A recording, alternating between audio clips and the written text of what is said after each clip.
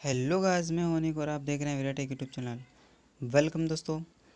जैसा कि आपको थंबनेल से पता लग रहा होगा कि आगमन और निगमन विधि, तो दोस्तों इसके बारे में हम बात करने वाले हैं आज। और पक्का 101% इसमें से कोई भी प्रश्न आएगा तो हमारा प्रश्न रीट के एग्ज़ाम में नहीं छूटने वाला है, क्योंकि हम इसके बारे में आज जल्दी से इसके बारे में पढ़ लेंगे। और हमारे जितने भी प्रश्न आ रहे हैं, मतलब एक प्रश्न आएगा, दो प्रश्न आएंगे, उसका एक नंबर या दो नंबर 101% हम कंप्लीट कर लेते हैं। तो चलिए दोस्तों, वीडियो को फटाफट स्टार्ट कर लेते हैं और आगे बढ़ जाते हैं। तो दोस्तों ध्यान से देखना, इसमें क्या क्या चीज़ें हैं, क्या क्या कंपैरिजन है। इससे ज़्यादा कोई प्रश्न इसमें बनेगा नहीं, थोड़ा सा प्रश्न बनेगा तो थोड़ा सा अपनी मानसिकता के अनुसार बनाएंगे, ठीक है। तो सबसे पहले बात करते हैं दोस्तों कि आगमन की विधि के बारे में बात करते हैं। तो आगमन विधि क्या है? तो आगमन विधि देखो यह विधि शिक्षण अधिगम की सबसे अच्छी विधि मानी जाती है। ये बात थोड़ी सी ध्यान कर लेना। शिक्षण अधिगम विधि, जो आगमन विधि है, वो सबसे अच्छी विधि मानी जाती है। आप सीधा सीधा पॉइंट टू पॉइंट याद रखना, बाकी ज़्यादा लंबी चीज़ें याद नहीं रखनी है ना। क्यों कहते हैं? तो इसलिए कहते हैं क्योंकि इसमें नए नए ज्ञान, मतलब नई नई चीज़ें खोजने का अवसर मिलता है। इसकी वजह से हम इसको कह सकते हैं अनुसंधान विधि भी कह सकते हैं, है ना। नई नई चीज़ें खोजने का प्रयास कर सकते हैं। इसमें सबसे दो ही पॉइंट सबसे अच्छे हैं कि आगमन विधि में क्या है। एक तो दोस्तों कि यह शिक्षण अधिगम की सबसे अच्छी विधि मानी जाती है। क्यों मानी जाती है? तो इसके अंदर हम किसी चीज़ को खोजने का या फिर ज्ञान प्राप्त करने के लिए नया अवसर मिल जाता है। तो इसके बाद बात करते हैं हम इसके गुण कौन कौन से हैं। अब खोजते हैं, चलो ठीक है, लेकिन क्या क्या गुण हैं इसके अंदर, आगमन विधि के अंदर? तो नवीन ज्ञान को खोजने का प्रशिक्षण 101% दोस्तों इसके अंदर दिया जाता है आगमन विधि में। अब आगमन विधि आगे क्या चीज़ है वो भी मैं आपको बता रहा हूँ, लेकिन इसके गुण एक बार देख लेते हैं। नवीन ज्ञान खोजने में इसका प्रशिक्षण, नवीन ज्ञान को अर्जन करने का अवसर प्राप्त होता है। मनोवैज्ञानिक विधि, इस दोस्तों इसको मनोवैज्ञानिक विधि भी कहा जाता है। इसके बाद देखो यहाँ पे कि बच्चों से सामान्य नियम निकलवाए जाते हैं जिससे उसमें रचनात्मक और आत्मविश्वास गुणों का विकास होता है। कहने का मतलब यह है कि बच्चों से उनसे मतलब सामान्य नियम निकलवाया जाते हैं, उनसे पूछा जाता है, उनके विचार व्यक्त किए जाते हैं, उनसे सहमति ली जाती है। और जिससे क्या होता है, बच्चा देखो सोचने समझने लग जाता है, तो उसमें रचनात्मकता और आत्मविश्वास के गुण विकास होते हैं अंदर, है ना। तो अगर कोई प्रश्न आ जाता है तो भाई कि आगमन विधि के अंदर किसी बच्चे से अगर सामान्य नियम निकलवाए जाएंगे तो उसमें किन किन गुणों का विकास होगा, तो हमारा जो उत्तर होगा रचनात्मकता, और उसके अंदर आत्मविश्वास के गुण का विकास होगा। या फिर रचनात्मकता और आत्मविश्वास विश्वास के गुण बच्चों से सामान्य नियम निकलवा कर कौन सी विधि के अंदर बताया जाता है? तो आगमन विधि के अंदर बताया जाता है, आगमन विधि के अंदर, ठीक है दोस्तों। तो इसके बाद बालक उदाहरणों का विश्लेषण करते हुए सामान्य नियम स्वयं से निकाल लेते हैं, मतलब सामान्य नियम स्वयं से निकाल देते हैं। विश्लेषण करेगा तो सीधा सा कोई ना कोई वो नियम बनाएगा बच्चा ना।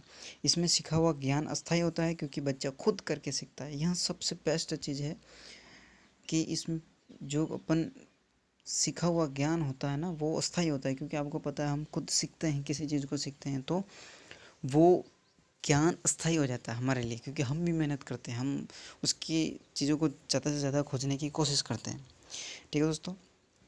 तो ये इसके कुछ गुण हैं। इसके बाद हम देखो ये क्या क्या है, ये विधि किस प्रकार की है, कैसे कैसे चलती है, तो वो चीज़ हम फटाफट देख लेते हैं। उदाहरण से नियम की ओर दोस्तों, यहाँ पे ये विधि जो है, ये सटीक सटीक पॉइंट है, इनको सीधा सीधा याद कर लें। यहाँ से कोई भी प्रश्न पूछेगा तो हमारा प्रश्न गलत नहीं होना चाहिए, यहीं से प्रश्न आएंगे और इसी जगह से ऐसे ही प्रश्न आएंगे कि भाई उदाहरण से नियम की ओर चलने वाली विधि का क्या नाम है? आगमन विधि है, निगमन विधि है, फिर कोई और विधि है ना। तो इसके बाद विशिष्ट से सामान्य की ओर चलने वाली या फिर विशिष्ट परिस्थिति, मतलब कठिन परिस्थितियों से सामान्य की ओर चलने वाली विधि का नाम है उसका विधि का नाम है आगमन विधि। इसके बाद स्थूल से सूक्ष्म की ओर, यानी कि बड़ी चीज़ से छोटी चीज़ की ओर, सूक्ष्मता की ओर चलने वाली विधि कौन सी है? तो आगमन विधि है। इसके बाद ज्ञात से अज्ञात की ओर, मतलब कोई चीज़ हमारे सामने है, ज्ञात है ना, जस्ट सामने है, उसके बारे में हम जानते हैं और फिर उसके बैकग्राउंड में उसकी जो चीज़ नहीं जानते हैं उसके बारे में पता लगाना ही क्या है? ज्ञात से अज्ञात की ओर। इसके बाद मूर्त से अमूर्त की ओर, वही चीज़ जस्ट हमारे सामने है, कोई मूर्ति है, उसको देख के हम पता लगा सकते हैं भाई हाँ ये चीज़ या फिर ये मूर्ति उस व्यक्ति की या फिर विशेष स्थान की है जो मूर्ति है ना। इसके बाद अमूर्त मतलब जिसके पीछे हमें जानकारी नहीं है, उसके बारे में हमको जानकारी लेना। तो ये समझ लेना, जल्दी से एक बार फिर से बता देता हूँ। उदाहरण से नियम की ओर, विशिष्ट से सामान्य की ओर, और स्थूल से सूक्ष्म की ओर, ज्ञात से अज्ञात की ओर, मूर्त से अमूर्त की ओर। ये चीज़ें बहुत इंपॉर्टेंट है, इसको ध्यान कर लेना, ठीक है। इसके बाद हम इसके दोष क्या क्या हैं फटाफट देख लेते हैं। दोष क्या क्या हैं भाई? दोष अच्छा ही हैं तो बुराई भी कुछ ना कुछ तो होगी, देख लेते हैं। अब देखो, प्रत्येक विषय को पढ़ाने या समझाने के लिए उपयुक्त विधि नहीं है, ये बात थोड़ी सी ध्यान कर लेना। ये सीधा सीधा पॉइंट याद कर लेना भाई, उपयुक्त विधि क्यों नहीं है? क्योंकि सारे विषयों को एक साथ हम पढ़ा नहीं सकते। इसके बाद बात करते हैं कि सीखने में शक्ति व समय अधिक लग जाता है। इसके अंदर जो आगमन विधि है उसमें सीखने का समय और शक्ति, हमारी ताकत, एनर्जी वगैरह ज़्यादा लगती है। केवल सामान्य नियमों की खोज के लिए ये विधि है, और सामान्य नियम से हम इसको पढ़ते हैं। और ये विधि जो है अच्छी इसलिए मानी जाती है क्योंकि ये सिर्फ छात्र केंद्रित विधि है, इसकी वजह से इसको हम आगमन विधि को बेस्ट माना जाता है। अब देखते हैं दोस्तों निगमन विधि के बारे में। निगमन विधि क्या कहती है, निगमन विधि क्या है? तो इससे सूत्र प्रणाली या संश्लेषण प्रणाली कहते हैं। सूत्र प्रणाली या संश्लेषण प्रणाली। निगमन विधि में पहले नियमों का ज्ञान कराया जाता है, फिर उदाहरण दिए जाते हैं।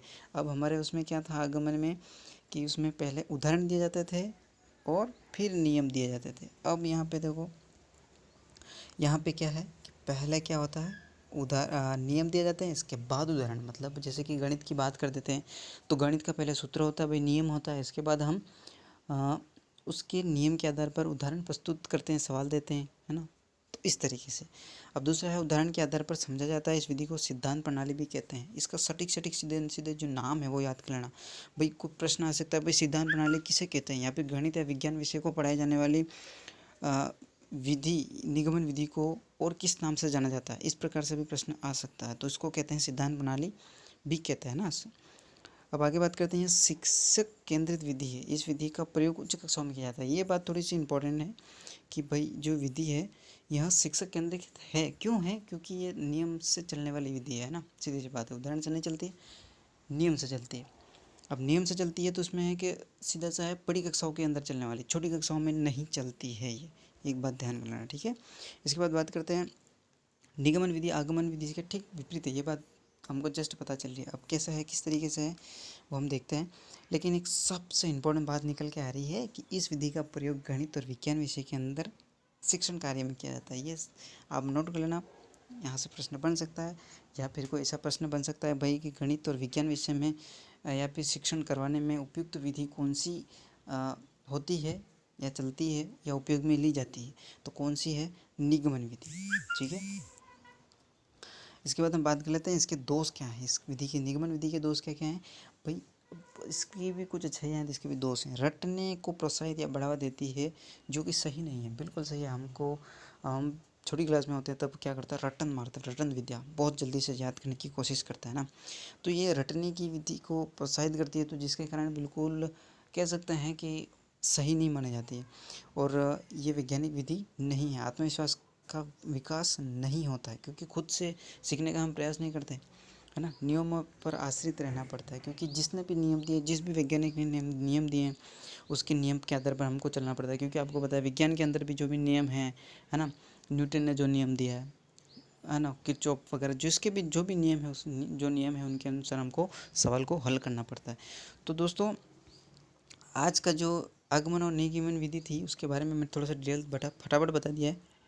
तो आप इसको कंठस्थ याद कर लें। अगर हो सके तो इस वीडियो को वापस रिवाइज करके देख लें, क्योंकि यही पॉइंट है सबसे इम्पोर्टेंट।